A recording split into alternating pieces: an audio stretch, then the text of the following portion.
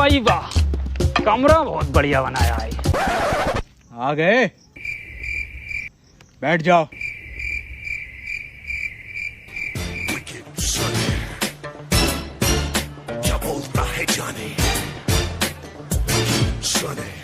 आ जाओ सर।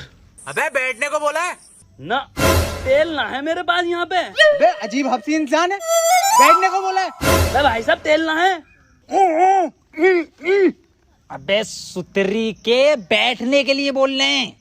बैठ जा, देख ऐसे करके। वही वाह, मखमल का सोफा डलवाया है, एक नंबर।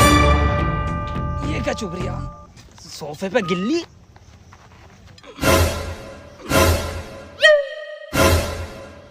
अबे लेनी थी इसकी, देने क्यों लगा?